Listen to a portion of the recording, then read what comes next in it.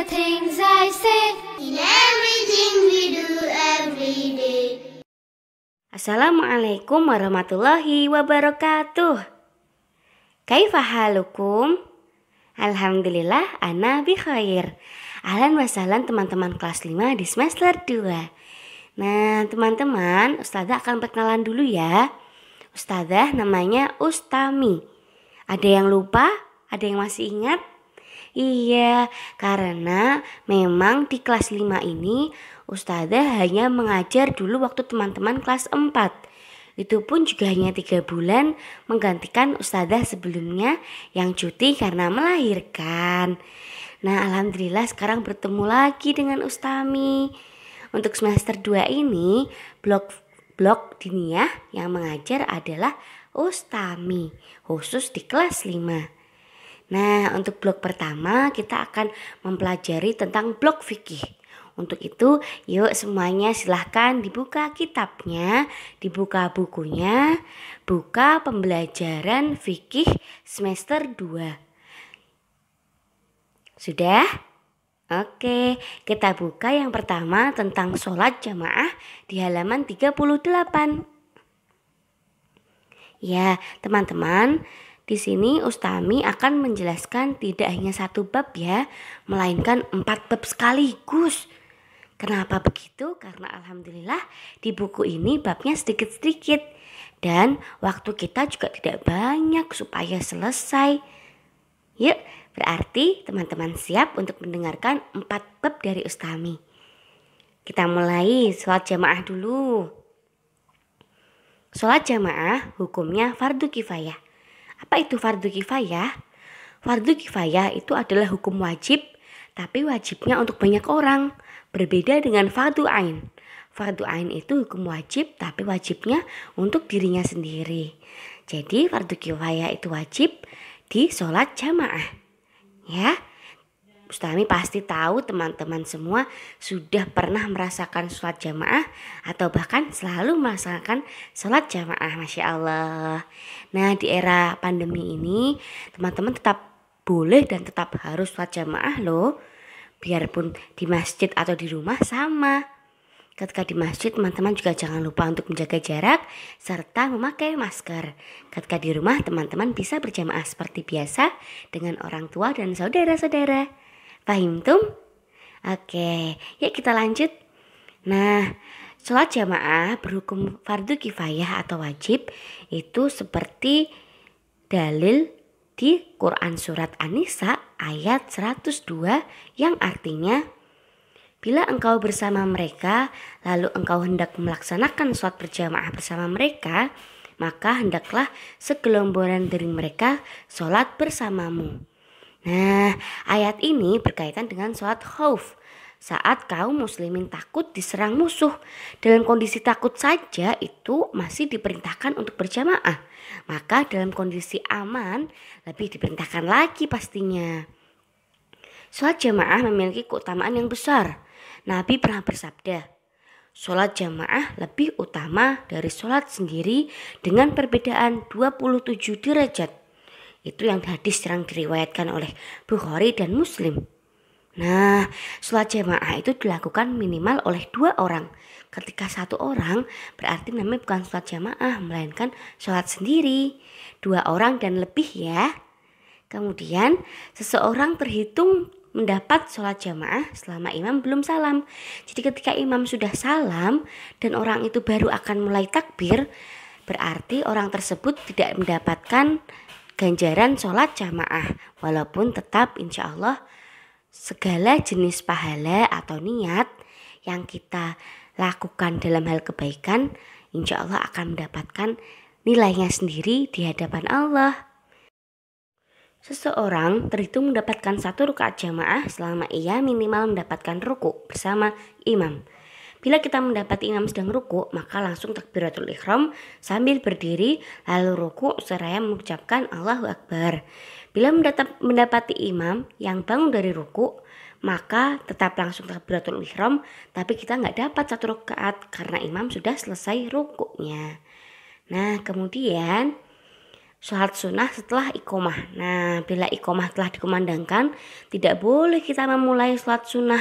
Begitu pula bila sudah terlanjur, misalnya sudah terlanjur sholat sunnah, tapi ternyata baru mendapatkan 1 rakaat, sudah mulai iqomah, nggak apa-apa, tidak perlu dibatalkan, melainkan diusahakan sesegera mungkin menyelesaikannya. Oke?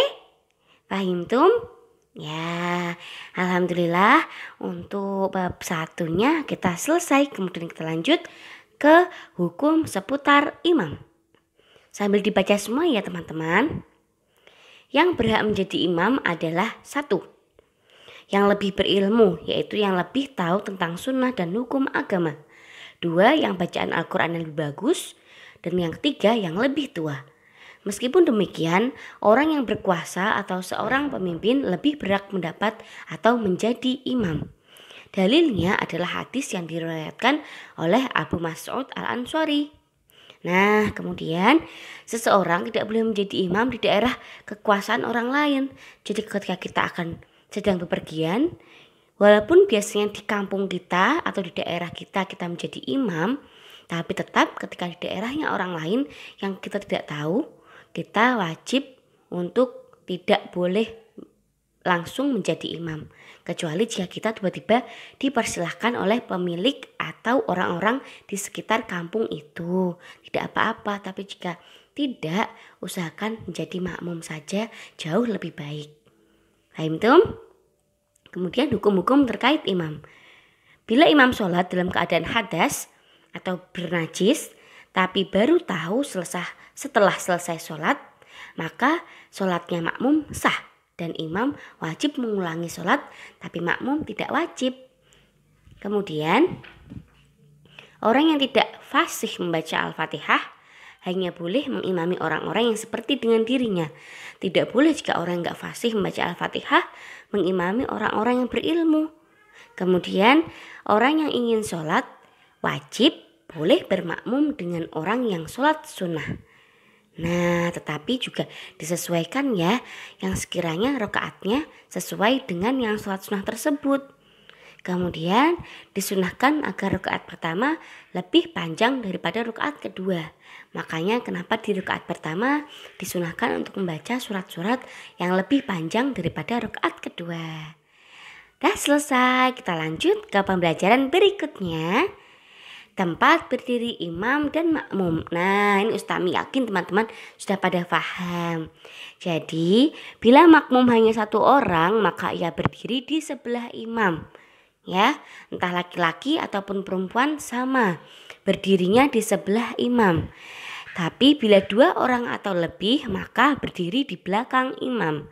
Dan imam berdirinya di tengah-tengah shaf, tidak di pinggir kanan atau pinggir kiri, melainkan di tengah-tengah shaf. Nah, ini pun juga untuk perempuan. Perempuan jika berjamaah banyak itu berdirinya tidak seperti laki-laki. Kalau laki-laki lebih dari 2 atau lebih berdirinya di belakang imam. Tapi jika perempuan entah 1 ataupun 10 tetap berdirinya di samping imam tapi agak mundur sedikit sekali. Fahim tum? Oke, kita lanjut yuk buka halaman berikutnya. Jika makmum di luar masjid, maka tidak lepas dari kondisi berikut. 1. Imam dan makmum berada di tanah lapang. 2.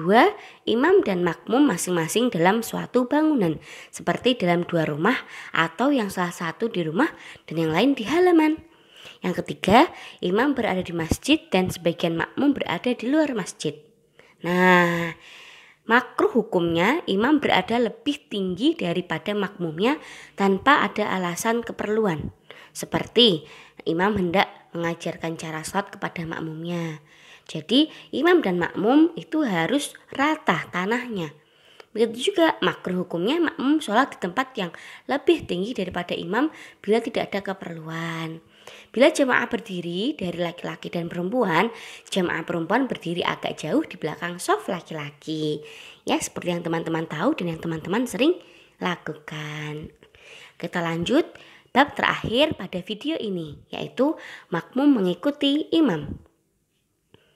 Ada beberapa kondisi makmum dalam menyikapi imam. Yang pertama, mengikuti imam. Ini adalah wajib, makmum mengikuti semua gerakan imam. Ketika takbir, takbir, ketika salam pun salam. Kemudian yang kedua, membersamai imam. Ini hukumnya makruh. Contohnya, makmum ruku berbarengan dengan rukuknya imam. Nah, itu makruh. Yang ketiga adalah mendahului imam. Ini malah haram. Ya, jadi untuk mendahului imam itu haram. Imamnya masih sujud tapi dia sudah berdiri lagi. Ya, itu haram hukumnya. Kemudian yang keempat adalah terlambat mengikuti imam. Nah, menyelisih imam ada dua macam. Yang pertama, bila imam sudah rukuk tapi makmumnya masih berdiri, tidak langsung rukuk, sholatnya tetap sah. Namun menyelisihi sunnah karena tidak langsung rukuk. Bila imam ruku lalu bangun dari ruku, sementara makmum masih berdiri dalam ruku dan belum ruku, maka sholatnya makmum batal. Kecuali kalau ada uzur seperti ngantuk atau gerakannya imam terlalu cepat. Dalam kondisi uzur ini maka makmum segera ruku dan menyusul imam, bukanlah bersantai-santai atau terserah mau kita sebagai makmum, tidak boleh. Nah teman-teman, alhamdulillah 4 bab dalam satu video sudah teman-teman dengarkan. Ustazah hanya menerangkan sedikit yang perlu-perlu. Teman-teman silahkan dibaca ulang lagi dari bab-bab yang telah Ustami sampaikan supaya teman-teman jauh lebih paham. Dan insya Allah kita akan berjumpa di Zoom hari Jumat. Jangan lupa jika ada yang ingin bertanya tentang bab-bab ini, silahkan disiapkan dan ditanyakan di hari Jumat. Kita akan bertemu insya Allah di Zoom hari Jumat ya. Jangan lupa itu kesempatan teman-teman untuk berinteraksi langsung dan mendengarkan tanya jawab Ustazah dan teman-teman lainnya. Fahimtum? Masya Allah. Jazakumullah ya sudah mendengarkan penjelasan dari Ustami, dan barakallah teman-teman mendapatkan ilmu lagi. Ustami akhiri, syukran ala ihtimamikum. Assalamualaikum warahmatullahi wabarakatuh.